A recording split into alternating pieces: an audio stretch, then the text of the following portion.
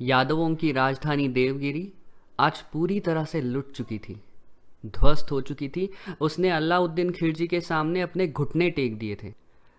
अलाउद्दीन की संपत्ति की लालसा तो मिट चुकी थी, पर अभी भी वो खुश नहीं था। अब उसे देवगिरी के आत्मसम्मान को अपने एड़ी के नीचे कुचलना था।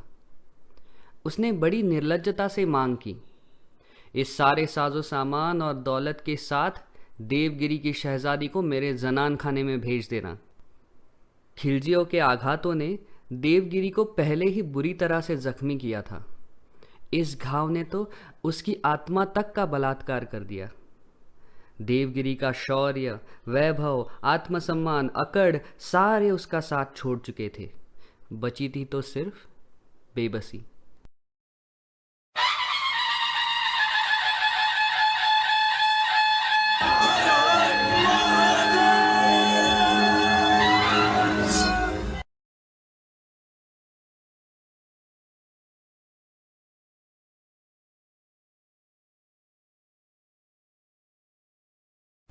मराठा साम्राज्य का जन्म छत्रपति शिवाजी महाराज के हिंदवी स्वराज से हुआ।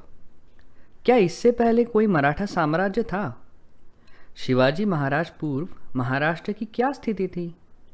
क्यों जरूरत पड़ी शिवाजी महाराज को हिंदवी स्वराज की स्थापना करने की? ये सब अगर समझना होगा तो शिवाजी महाराज के जन्म के पूर्व महाराष्ट्र की कैसी स्थिति थी, इसे समझना होगा। अच्छा, इससे पहले हमें ये समझना ज़रूरी है कि कहाँ से महाराष्ट्र और मराठा ये शब्द आए। कई सालों पहले आज के महाराष्ट्र में एक समूह के लोग रहा करते थे जो स्वयं को रट्ठ करके संबोधते थे। जब इनके पराक्रम के कारण इनका वंश वैभव की चरम सीमा पर था, तब इन्होंने स्वयं को महारट्ठ अर्थात महान रट्ठ संबोधना शुरू किया। महारट्ठ बने मरहट्टे और इनके स्थान को महाराष्ट्र करके संबोधने लगे। ये कई सिद्धांतों में से एक सिद्धांत है। इसके अलावा महाराष्ट्र का मल्ल राष्ट्र, पांडु राष्ट्र, गोप राष्ट्र, उत्तम रथ चलाने वालों का देश, ऐसे कई और सिद्धांत हैं। क्या महाराष्ट्र इस शब्द का प्रयोग प्राचीन इतिहास में कहीं किया गया था? हाँ, वात्स्ययनकृत कामसूत्र जो ईस्वी सन की चौथी शताब्दी में रचा गया था, दंडीकृत दशकुमार चरित जो ईस्वी सन की 7वीं शताब्दी में रचा गया था, और भरत मुनिकृत नाट्य शास्त्र जो ईस्वी सन पूर्व 2री शताब्दी से लेके ईस्वी सन की 2री शताब्दी के बीच कभी रचा गया था, इन सारे ग्रंथों में महाराष्ट्र शब्द का प्रयोग किया गया है। आज के महाराष्ट्र पर सातवाहन, वाकाटक, राष्ट्रकूट, चालुक्य और यादवों ने शिवाजी महाराज तथा अन्य मराठों से पूर्व राज किया था।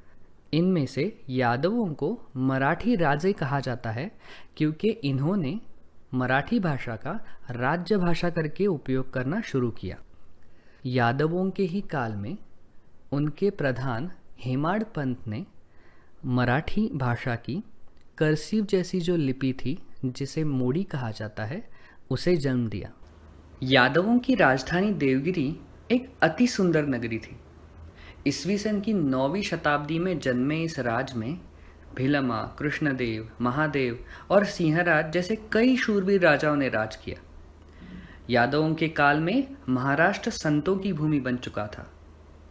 भगवत गीता का अमूल्य ज्ञान जो संस्कृत तक ही सीमित था, उसे सर्वसामान्य मराठी जन तक पहुंचाने का महान कार्य ज्ञानेश्वर महाराज ने ज्ञानेश्वरी इस ग्रंथ द्वारा यादवों के समय में ही किया था। ऐसे कहा जाता है कि भक्ति मार्ग पर अगर चलना होगा तो संसार का त्याग करना होता है। पर संत गोरा कुंभार, संत सावतामारी, संत नरहरि सोनार, ऐसे कई संतों ने संसार और अपनी सारी जिम्मेदारियां संभालते हुए और भिक्षा एवं दूसरों के मदद की याचना न करते हुए समाज उत्कर्ष का महान कार्य किया। सारी जातियों को समान मानने वाले द्वैत महानुभाव पंथ की स्थापना भी यादवों के समय में ही हुई। 400 वर्षों तक सोने के सिक्के व्यवहार में लाने वाला ये आर्थिक रूप से एक बलाढ्य राज्य था। राजा रामदेव राय तक देवगिरी का वैभव चरम सीमा पर था।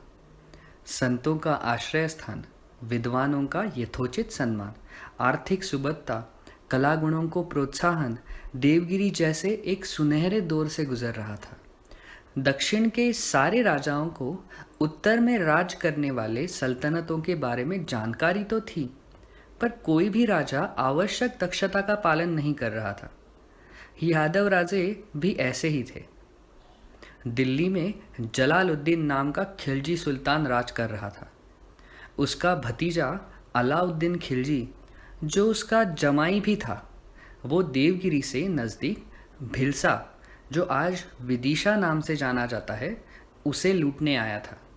तभी उसे देवगिरी और उसकी वैभव संपन्नता के बारे में पता चला। अपने चाचा एवं बादशाह जलालुद्दीन से अलाउद्दीन की उन दिनों अनबन चल रही थी। देवगिरी की लूट से वो जलालुद्दीन से अमीर और ताकतवर बन जाता। अलाउद्दीन बहुत जुल्मी था, पर बड़े बड़े काम दिमाग शांत रख के करता था। उसने देवगिरी की सारी जानकारी निकाली। देवगिरी की बड़ी सेना राजपुत्र शंकर देव राय, जो इस सेना का सेनापति भी था, उसके साथ किसी मुहिम पर गई थी। अलाउद्दीन ने इसका फ़ायदा उठाया। अपने 8,000 कवचधारी और प्रशिक्षित घुड़सवारों के साथ अलाउद्दीन देवगिरी पर आक्रमण करने 1294 में निकल पड़ा। अलाउद्दीन इलिचपुर अर्थात देवगिरी साम्राज्य के 325 किलोमीटर अंदर आने तक उसे एक भी सैनिक ने चुनौती नहीं दी। देता भी क्यों, स्वयं राजा को ही इस बात की जानकारी नहीं थी। जब रामदेव राय को इसका पता चला, तब उसने एक छोटी सी टुकड़ी को अलाउद्दीन का सामना करने भेज दिया। ना प्रतिस्पर्धी की शक्ति की जानकारी, ना कोई योजना। फिर परिणाम वही हुआ जो अपेक्षित था। रामदेव राय की एक छोटी सी टुकड़ी को चाकू खरबूजे को जिस तरह काटता है, उस तरह अलाउद्दीन और उसके 8,000 पठानों ने काट फेंका। रामदेव राय को अपनी हार का यह समाचार मिलने से पहले ही स्वयं अलाउद्दीन देवगिरी पहुंच गया। रामदेव राय रोज की तरह मंदिर में दर्शन के लिए जा रहा था। तभी उसे पता चला कि अलाउद्दीन ने देवगिरी पर हमला कर दिया है। हड़बड़ी में रामदेव राय बची हुई 4,000 की सेना के साथ देवगिरी के दुर्ग में छिप गया। रक्षणकर्ता खुद ही छिप गया। अब कौन करेगा रक्षा? सेनापति बड़ी सेना के साथ बाहर, रक्षणकर्ता खुद भयभीत होकर दुर्ग के अंदर। देवगिरी शहर आसानी से खिलजी के हाथ में आ गया। अलाउद्दीन के हर सैनिक ने देवगिरी के हर एक घर की संपत्ति एवं महिलाओं को लूटना शुरू किया। वैभव, आर्थिक सुबत्ता, विद्वानों की नगरी देवगिरी आज दर्दनाक किलकारियों से गूंज रही थी। खिलजियों ने आज उन सब में एक नई भावना भर दी थी, जो अगले 350 वर्षों तक उनके हृदय और दिमाग को दबोच के रखने वाली थी। वो थी दहशत। क्या हुआ आगे देवगिरी का? क्या सेनापति शंकर देव राय बचा पाया देवगिरी को? सुनते हैं अगले भाग में। अगर आपको ये वीडियो पसंद आया हो तो इसे लाइक करें, अगर नहीं पसंद आया हो तो डिसलाइक करें, पर इस वीडियो को अपने दोस्तों के साथ ज़रूर शेयर करें। ऐसे ही वीडियोस आगे देखने के लिए हमारे चैनल को सब्सक्राइब करना ना भूलें। धन्यवाद।